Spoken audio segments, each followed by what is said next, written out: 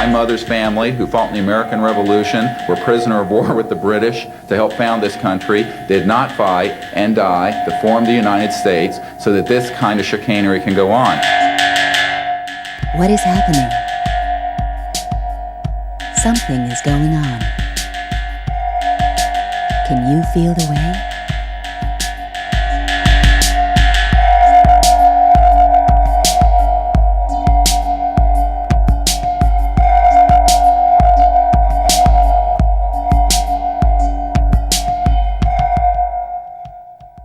Project Disclosure is a nonprofit organization calling for congressional hearings on the UFO extraterrestrial question, and also calling for a ban on space-based weapons. It is spiral into its continuing effort to inform the public on the greatest story never told: UFOs, extraterrestrials, and government secrecy.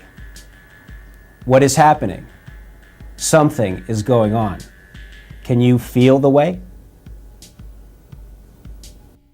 We are here today to disclose the truth about a subject that has been ridiculed and questioned, denied for at least 50 years.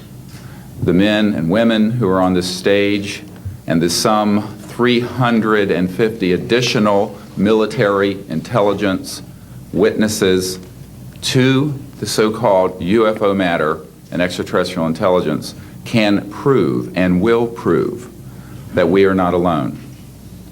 I'm a retired intelligence officer and flyer with almost 5,000 hours, and I didn't believe in UFOs until London Control called us in the winter of 1962 and asked us, would we chase one?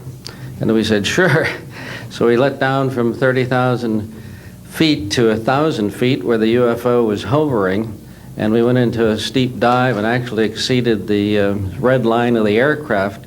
So it's kind of dangerous chasing UFOs. In any case, I was able to get the UFO on the aircraft radar at about 40 miles, and we could see a light out in the distance, and as we closed, we kept on picking up this radar return. The point I'm mentioning that the radar return was very distinct and solid, indicating it was some kind of a metallic object.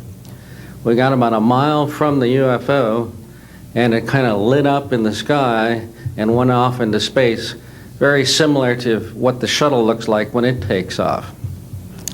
Later on, I was working in intelligence in Vietnam. I briefed General Brown about UFOs when I was in 21st Air Force, in McGuire Air Force Base. Briefed General Glau about a UFO over Tehran, Iran in 1976, that two F-4s from the Iranian Air Force had taken off and tried to intercept the UFO, and when they turned on their fire control systems, they immediately went on, all the electrical systems went out, the planes had to return to base. This was particularly significant because it was also picked up on satellites. My name is Daniel Sheehan. I'm an attorney and serving as general counsel to the Disclosure Project. I'm a 1967 graduate of Harvard College in American Government Studies and Constitutional Law, and a graduate of Harvard Law School. And I served as general counsel and one of the co-counsel for the New York Times in the Pentagon Papers case, and was involved in briefing and arguing the case in front of the United States Supreme Court, giving permission to the New York Times to publish the classified documents, the 47 volumes of the Pentagon Papers.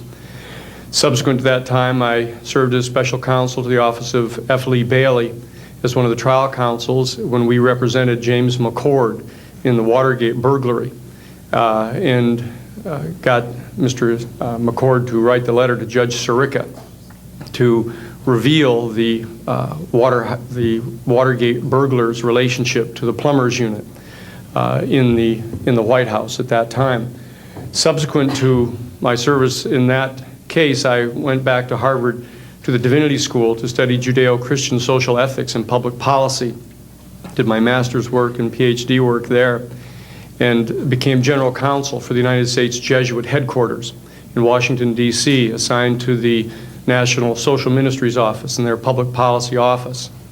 It was there in 1967, or 1977, that I was contacted by Ms. Marcia Smith, who was the director of the Science and Technology Division of the Congressional Research Service. She asked to meet with me, and I met with her, and she informed me that President Carter, upon taking office in January of 1977, held a meeting with then the Director of Central Intelligence, who was George Bush Sr., and demanded that the Director of Central Intelligence turn over to the President the classified information about unidentified flying objects and the information that was in the possession of the United States intelligence community concerning the existence of extraterrestrial intelligence. This information was refused to the President of the United States by the Director of Central Intelligence, George Bush Sr. The Director insisted that the President, in order to have access to this information, needed to have clearance to contact the Congressional Research Service, to contact the United States House of Representatives Science and Technology Division, to have them undertake a process to declassify this information, because the DCI suspected that the President was preparing to reveal this information to the American public.